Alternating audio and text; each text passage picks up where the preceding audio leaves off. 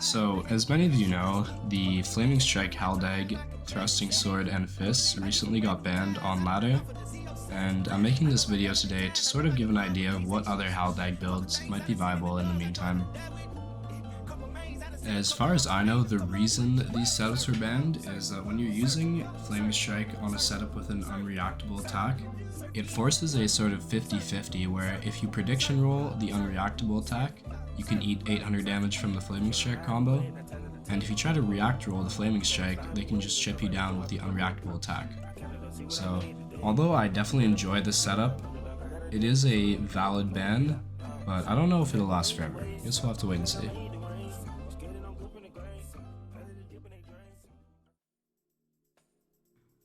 Before I get into it though, I do want to say that Intelligence Halberd is 100% viable and strong in my opinion, with its access to cold procs, Loretta's, Phalanx, and Moonveil, but I've sort of been there, done that with that build, and I now find playing for Loretta's and Phalanx kinda cringe, so I didn't want to bother recording with it, but it's definitely a strong setup.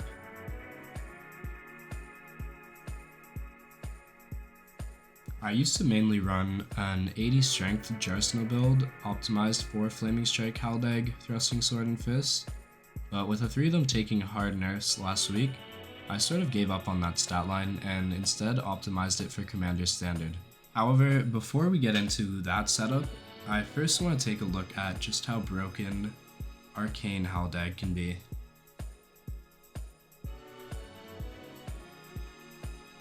If you saw my tournament video from a couple months ago, you'll remember that I was able to win a couple matches by basically just mashing L1 with a 60 Arcane Bleed Walkie, and that's pretty much the exact same build as I'm going to be running in this video today. I'll leave the stat lines and setup for it at the end of the video. On both high and low latency, this build is exceptionally good at keeping pressure with high damage after poison proc, and massive tier skip potential with the bleed procs on the L1. Although you can't catch dagger panic rolls with something like Flaming Strike, if you are status counting well, you can often achieve more or less the same effect with bleed pressure. I'd say depending on how you play HALDAG, this is arguably the best setup right now for it.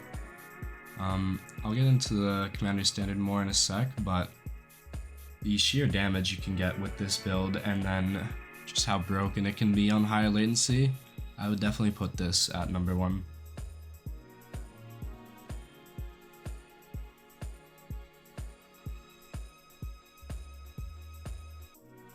So ideally, when you're running this Arcane HALDAG, you're going to want to start off with Poisonous Mist and Kindred of Rot Exaltation, and then once you proc to the poison, switch it over to a Blood Tax Arcane Halberd, and this is a great Ash of War for this setup because of the arcane scaling and massive heals it gives.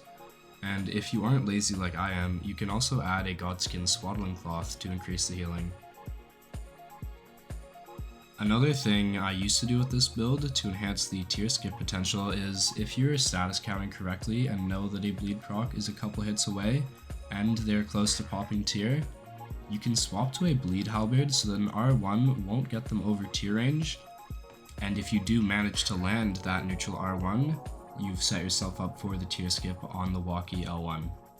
Do keep in mind though that you don't want to be proccing with a halberd, as you get a lot more damage on bleed proc when you're using a weapon that has innate bleed and is infused with bleed. Yeah, I'm gonna do it to under now. Oh, I'm not gonna do it. You bolus the poison? You're so dead. You're so dead. You're so dead. Oh my.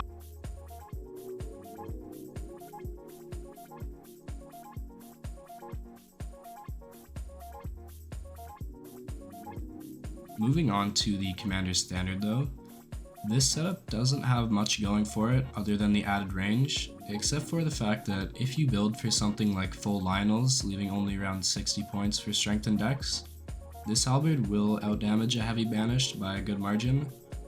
Whether or not that's worth trading for an Ash of War is up to you, but all in all I'd say this build fares just slightly worse than Arcane across the board. This is, of course, assuming that you're in a competitive setting and your opponent is prepared for talisman and armor swaps for added robustness.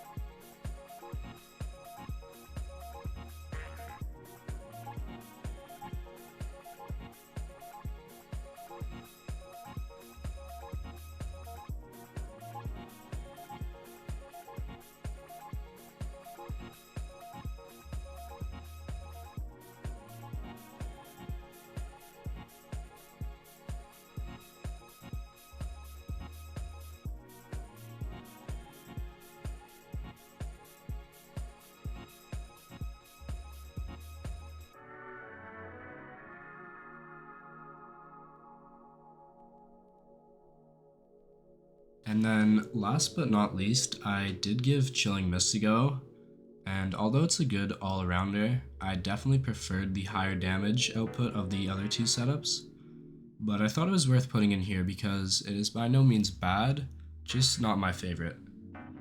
And if you're someone that incorporates a lot of hyper armor into your playstyle, then it's definitely worth trying.